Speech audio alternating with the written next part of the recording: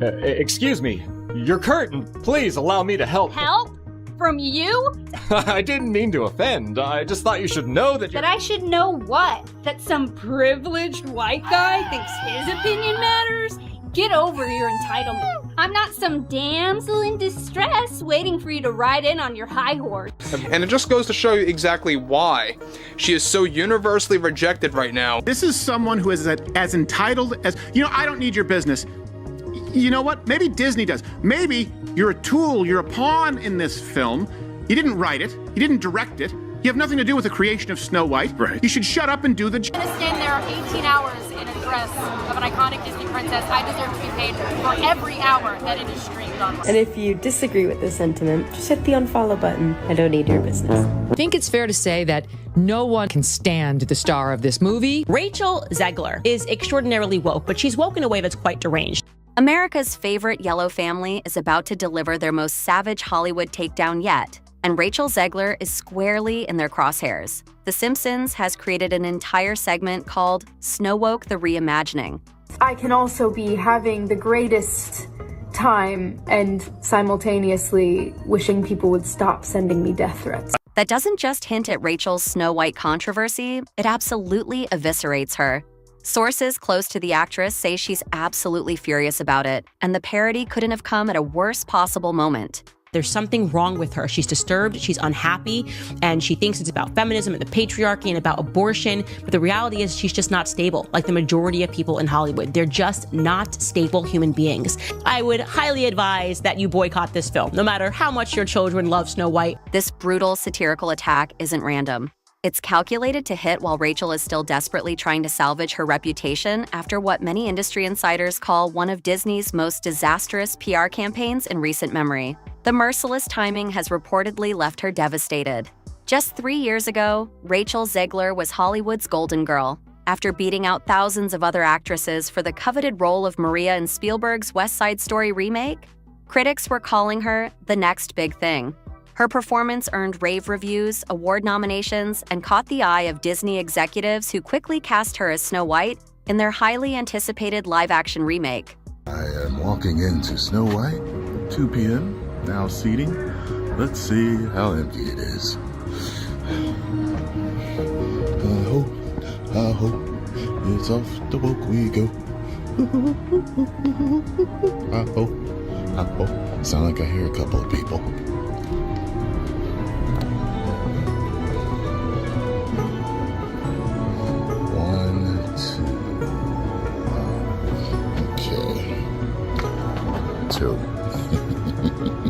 A crowning achievement that should have cemented her A-list status for years to come. Then everything imploded in spectacular fashion.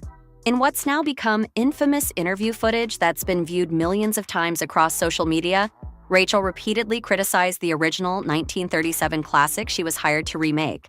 She called the prince literally a stalker and dismissed the beloved fairy tale as weird and outdated.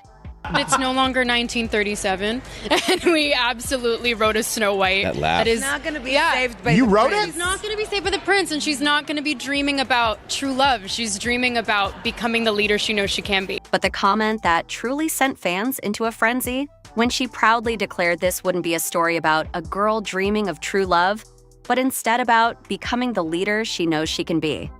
The internet didn't just react, it erupted with volcanic force. Disney loyalists felt she was disrespecting the very foundation of the company's legacy. I know this point has been made, but this truly is the worst casting, maybe in the history of the film industry. Conservative viewers saw it as another example of Hollywood pushing political agendas into children's classics. And ordinary moviegoers simply wondered why someone would take a role only to trash the source material that millions had cherished for generations. One viral tweet with over 300,000 likes simply asked, "If you hate Snow White so much, why did you accept the part?"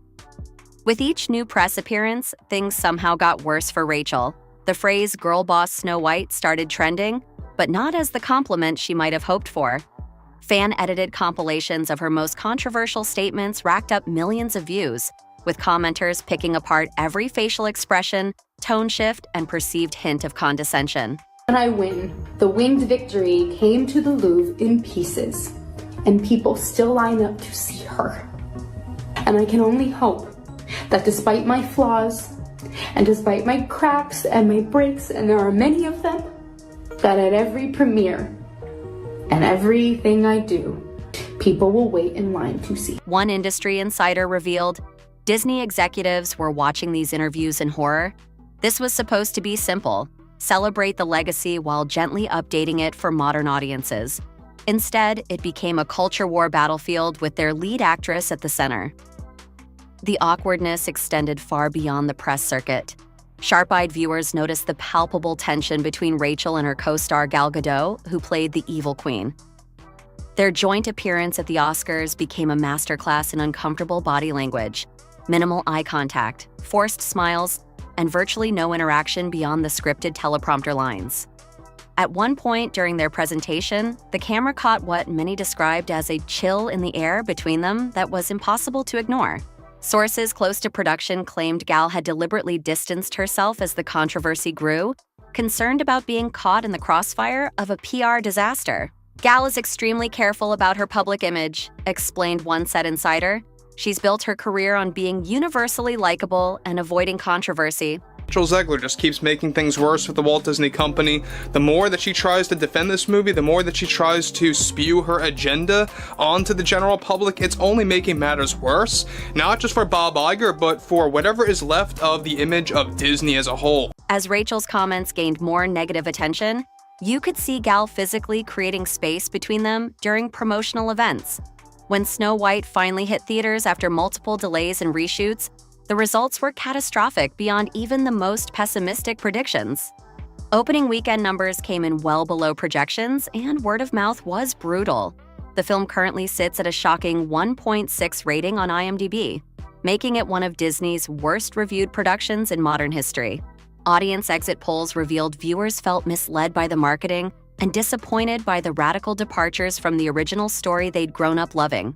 Snow White gets her name, not from the fairness of her skin, as we obviously know Rachel Zegler would be a miscast in that sense. Instead, she gets her name from surviving a snowstorm. The financial impact was devastating. After costing a reported $250 million to produce and market, Snow White struggled to break even at the global box office.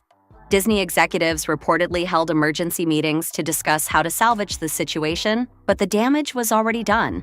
Merchandise sales, typically a reliable cash cow for Disney princess films, were anemic, with retailers discounting Snow White products within weeks of the premiere.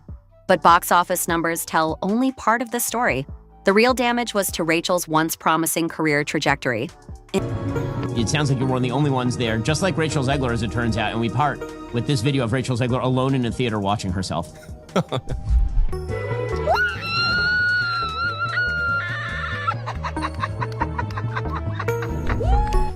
One of the most unlikable humans. That ever. is sadder than when the original Snow White. Industry insiders report that casting directors have quietly removed her name from consideration for major projects that would have once been hers for the taking.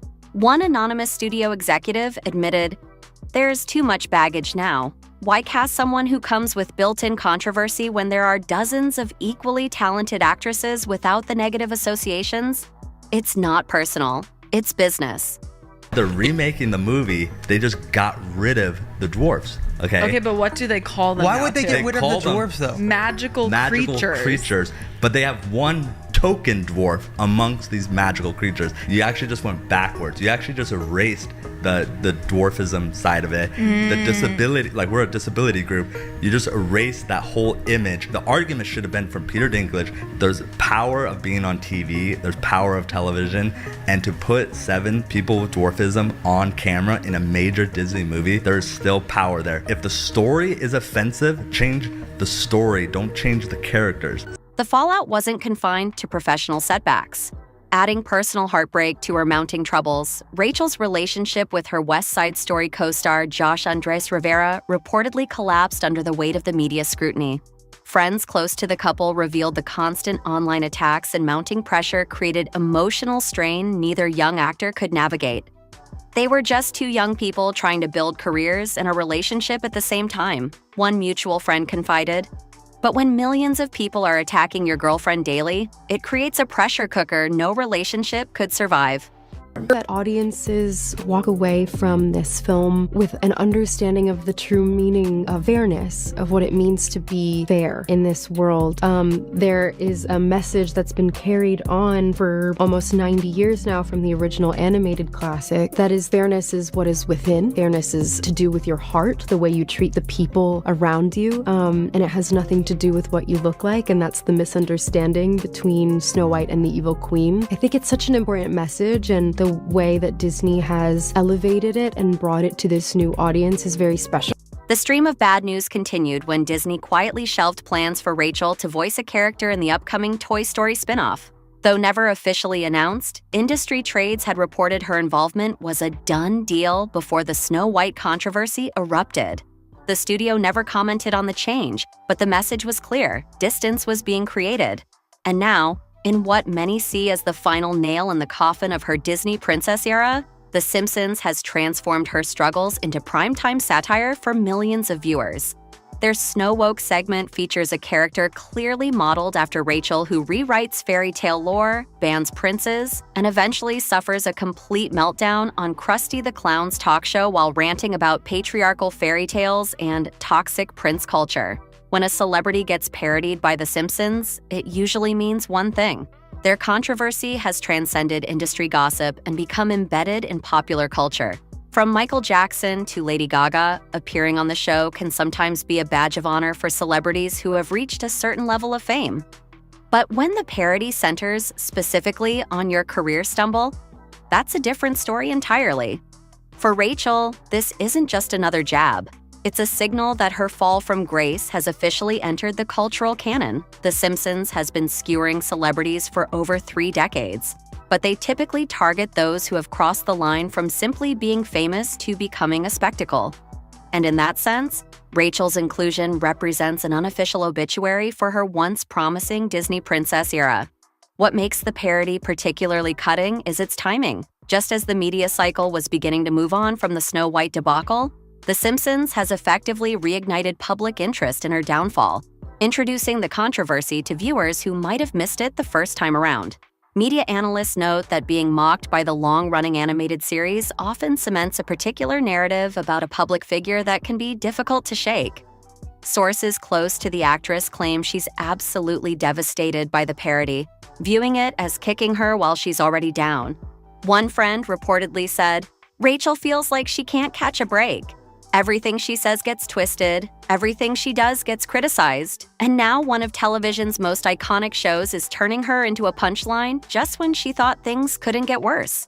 The parody reportedly hit especially hard because Rachel grew up watching The Simpsons. To go from being a fan to being ridiculed by them is incredibly painful for her, another source claimed.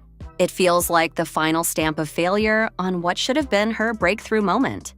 In response to the mounting negativity, Rachel has reportedly sought crisis management advice from high-profile Hollywood publicists specializing in reputation rehabilitation.